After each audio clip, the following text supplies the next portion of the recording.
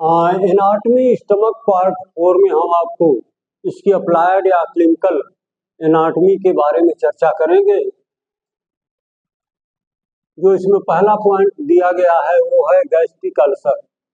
तो gastric ulcer क्या है? गैस्ट्रिक से मतलब गैस्टर मानी स्टमक, और अल्सर अगर गैस्ट्रिक में है या गैस्ट्रिक स्टमक में अगर कोई अल्सर है तो इसका मतलब discontinuity in the mucosal layer.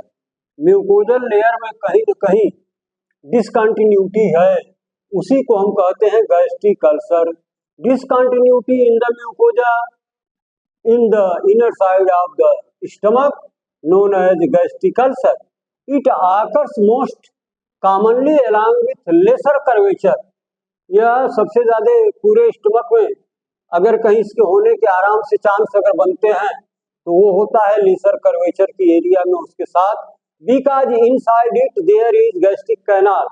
जैसा कि आपको इसके इनर स्ट्रक्चर के बारे में बताया गया था कि during empty stomach there are forms a number of rugae यानी longitudinal folds of the mucosa, and between two rugae there is form a canaliculous structure known as gastric canal. उससे क्या होता है कि it facilitates the liquid swelling materials which reaches firstly on the bottom of the stomach.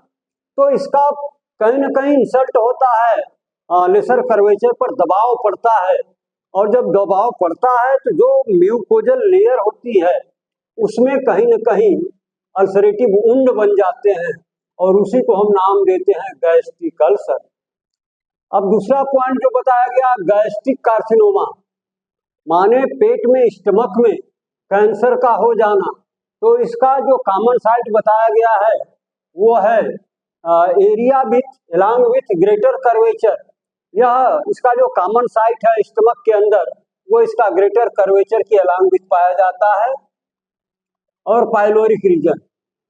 और जब इसका अभी तक कोई एग्जैक्ट काज तो मालूम नहीं है, लेकिन कुछ ऐसे चीज हैं, ऐसे बिंदु हैं जिनके बारे में हम ये सोचते हैं कि हो न हो कहीं यही तो इनके गैस्ट्रिक कार्सिनोमा का कारण नहीं है। तो इसमें क्या होता है, हेलिकोबैक्टर इन्फेक्शन, ये जो बैक्टीरिया होता है इसके इन्फेक्शन से भी ऐसा हो सकता है।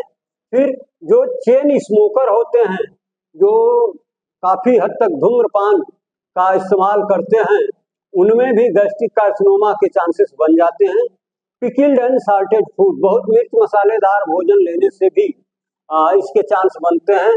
लो फ्रेश फ्रूट्स, और ये फल वगैरह कम खाने से भी ऐसा हो सकता है। वेजिटेबल्स जो कम खाते हैं उनको भी ये चांस हो सकता है गैस्ट्रिक कार्सिनोमा का। जो अल्कोहल का इंटेक करते हैं, मतलब लॉन्ग टर्म अगर अल्कोहल इंटेक किया जाए तो इसकी संभावना बनती है कि वह व्यक्ति गैस्ट्रिक कार्सिनोमा से सफर कर सकता है, या इसका long term use of alcohol में भी cause of gastric carcinoma, but it is not exact. Overweight, जिनका वो वेट बहुत ज्यादा है, उनमें भी इसके चांसेस बनते हैं। वो भी जो ओवर 55 ईयर्स 55 साल के ऊपर वाले जो तोंद वाले व्यक्ति हैं उनमें ये कॉमन है गैस्ट्रिक कार्सिनोमा, और जेनेटिक कारण से भी ऐसा हो सकता है, ये अनुवांशिकी में भी हो सकता है, और उनके लिए भी ये कॉमन है जिनका ब्लड ग्रुप ए वालों को इसके होने के चांसेस अधिक है। कोई जरूरी नहीं कि जिनका ब्लड ग्रुप ए है उनको होगा, ऐसा नहीं, लेकिन वो कॉमन श्रेणी में आते हैं। तीसरा पॉइंट बताया गया गैस्ट्रिक पेन, यानी स्टमक में दर्द। तो मोस्ट कॉमन इन एपिगैस्ट्रियम, जब स्टमक में कोई प्रॉब्लम पैथोलॉजी डेवलप करती है उसके वजह से अगर दर्द होता है तो उसका दर्द सबसे ज्यादा कहाँ पाया जाता है? एपिगैस्ट्रियम में, due to supplied segment T6 to T9, यानी स्टमक और एपिगैस्ट्रियम की जो नर्व सप्लाई है वो एक ही सेगमेंट से डेवलपमेंटल स्टेज में T6 से T9 तक ही थी। चौथा पॉइंट मतलब यह है कि ड्यू टू नर्व के वजह से ये स्टमक का पेन एपिगैस्ट्रियम में आमतौर से पाया जाता है। Peptic ulcer occurs in the sites of the pepsin and HCl जहां पर पेप्सिन और एचसीएल का सिक्रीशन होता है उस एरिया में पेप्टिक अल्सर होने के चांसेस ज्यादा होते हैं। तो ये कहाँ होते हैं? तो stomach part of first part of duodenum, lower end of oesophagus, Meckel's diverticulum, very common in blood group O. जिनका ब्लड ग्रुप ओ होता है उसमें पेप्टिक अल्सर के चांसेस ज्यादा होते हैं। लेकिन ये कोई जरूरी नहीं कि जितने ब्लड ग्रुप ओ वाले हैं उन सबको पेप्टिक अल्सर की प्रॉब्लम होगी ही, ऐसा नहीं है। लेकिन वो कॉमन में है, रिस्क फैक्टर में होते हैं, उनको हो सकता है। Common along with lesser curvature due to gastric canal. तो ये जो पेप्टिक अल्सर है इसकी लोकेशन खास तौर से लेसर कर्वेचर की इर्द गिर्द ही पाई जाती है, क्योंकि वहां पर गैस्ट्रिक कैनाल होती है।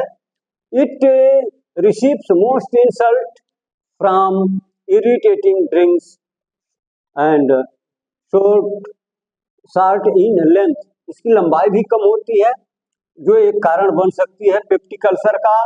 और जो आप सॉलिड लिक्विड जो भी भोजन लेते हैं तो खास तौर से लिक्विड भोजन बिल्कुल लेसर कर्वेचर को बिल्कुल क्रश करता हुआ आगे बढ़ता है, जिसके वजह से यहाँ पर म्यूकोजा में डिसकंटिन्यूटी होने के या इंजरी होने के चांसेस बढ़ जाते हैं। एच पाइलोरी इन्फेक्शन, इस बैक्टीरिया का इन्फेक्शन भी इसका कारण हो सकता है। हरी वरी एंड करी, ऐसे व्यक्ति जो ईट फास्ट करते हैं, मतलब बहुत जल्दी जल्दी खाते हैं, काम के चक्कर में ड्यूटी छूट रही है, वहां जाना है यहाँ जाना है, समय नहीं है, जल्दी जल्दी जल्दी एनी हाउ जो भोजन था उसको स्टमक में पहुंचा दिया। तो इस तरह के टेंडेंसी वाले लोगों में इसके होने के चांसेस अधिक होते हैं। फिर दूसरा कारण है लाइव मेंटल वरी, जो मानसिक रूप से हमेशा अवसाद में होते हैं, उनमें भी इसके होने के चांसेस अधिक होते हैं।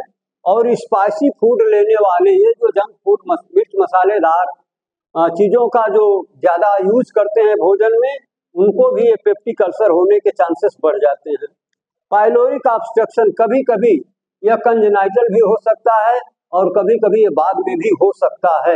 रिजल्ट क्या होता है? वोमिटिंग आफ्टर मील, जैसे ही व्यक्ति खाना खाएगा वोमिटिंग हो जाएगी, उल्टी हो जाएगी, और ये क्रिया बार बार अगर हो तो अल्सरेटिव वुंड होने के चांस बढ़ जाते हैं।